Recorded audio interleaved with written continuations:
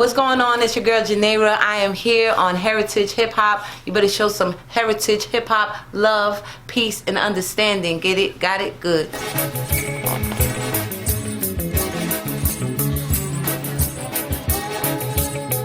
Peace and blessings, everybody. Karev is back on Heritage Hip Hop, and I got one of the most articulate, beautiful, Afrocentric, and life-centric people I've ever met in my life, and bring her gift to you. Please introduce yourself to the people.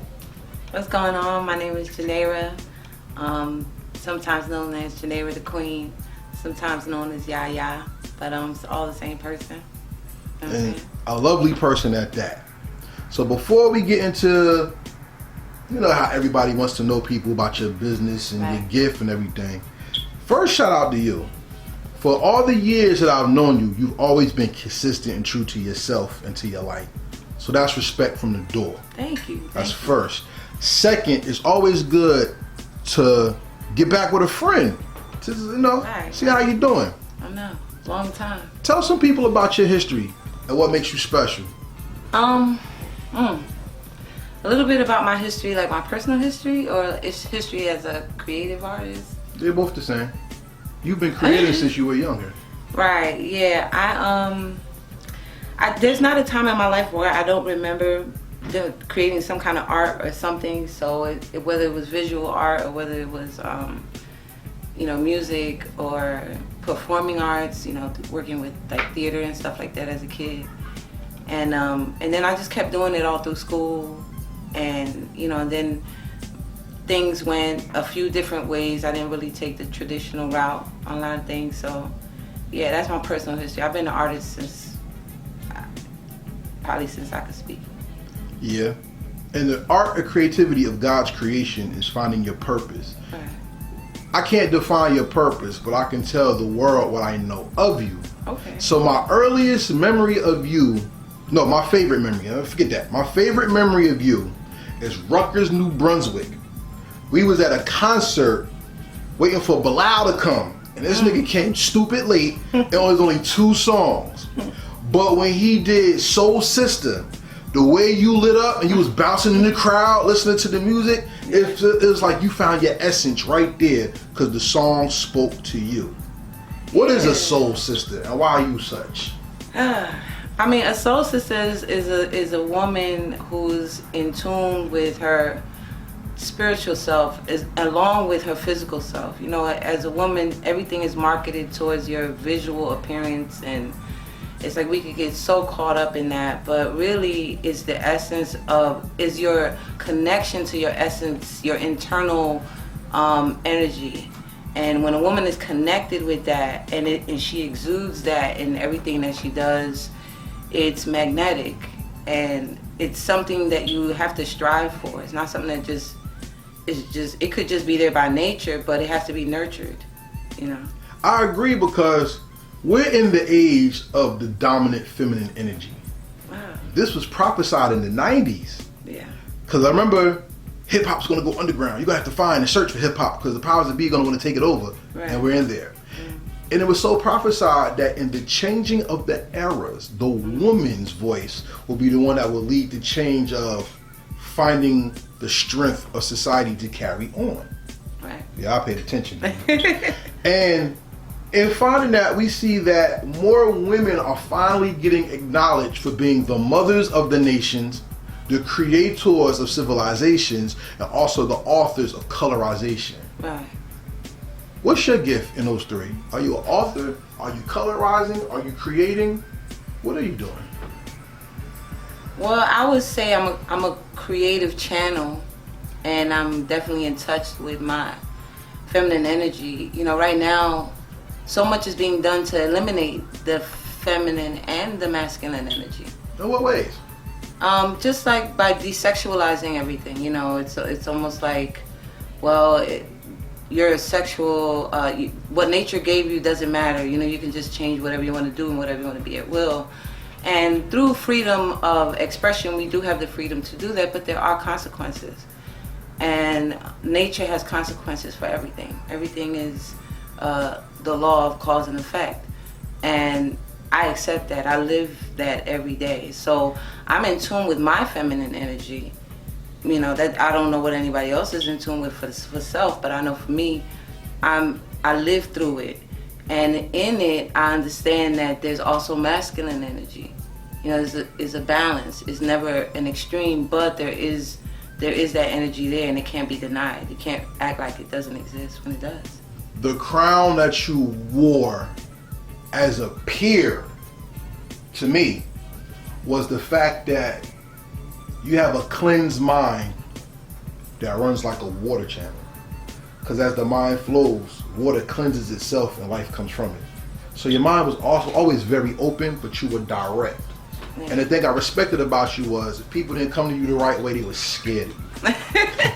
Because you cut their heads off. Well, not even the look. It was the demeanor and what your body language was in. See, that's womanhood to me.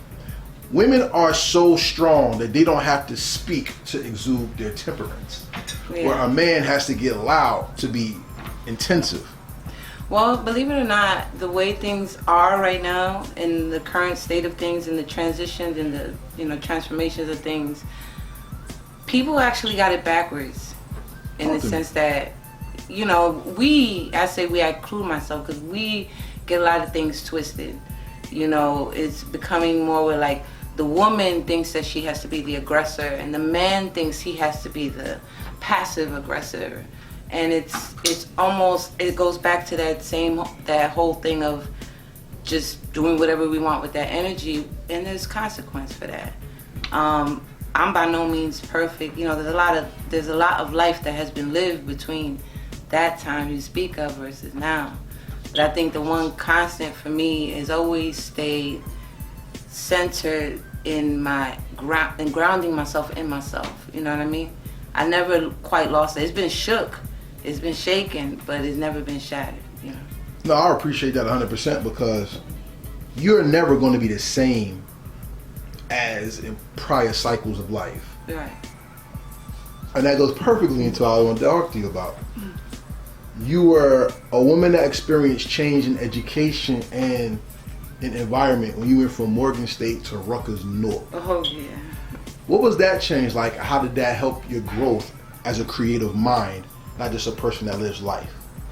It's funny that you asked me about that, because like that's a moment in my life where I rarely, if ever, go back to, just mentally, but I do keep in my mind and in my heart the energy that it was.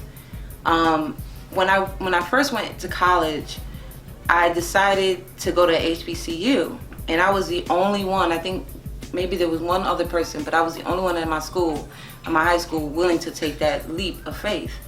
And I'm from Jersey. I'm from Newark, New Jersey, and I decided to go to Baltimore, Maryland, to Morgan State University.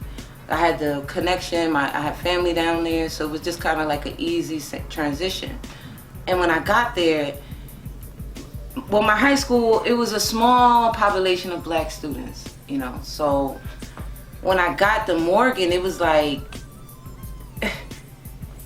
a sea of black faces that I never would have had the experience to really see us in so many different diverse ways. At the time, that we're talking about late 90s, early 2000s. So at the time, the Southern sound and hip hop really wasn't getting that much play up here where I'm from. And so like I went down there, I knew about a couple of rappers. I heard of Master P, I knew about it, but I didn't really like understand the culture. So when I got to Morgan, it just blew my mind, like all these songs I never heard of, and styles and ways and different rap ways and different ways of making the black experience what it is. You know, Morgan opened me up to that, because before Morgan, I had no idea. Like I had a dream, but I had no concept of what blackness could look like in many different forms. Isn't that powerful? Because we all have experienced that type of transition somehow in some way, and that's when life starts to open up its meaning of wow to you. Yeah. Because when you have a wow experience, it's nothing that you could describe. You have to just be there to feel it. It was a wow experience every day. And then Morgan was a party school at the time, and it probably still is, I don't know, but you know, y'all let me know. But we had a party for almost every other day of the week. It could be we having a cafeteria party. DJs come and they come, local radio station, they come set up right in the cafeteria. We having a pre-midterm party. We having this. I mean, it was just literally every day there was an excuse to celebrate something. Like, there was no wait for Saturday. It was like, oh, we having a study hall break party, or we having it was just like that. And it changed, it revolutionized my mind. I'll never forget that place. Like, it made me, I feel like it gave me a little kick in my sauce. Like, it really, I went from a regular high school kid, you know, Newark, New Jersey, to like, oh, I'm fly too, cause they said I'm fly, you know. Like, it gave me that swag, that sauce that that was a life-changing experience.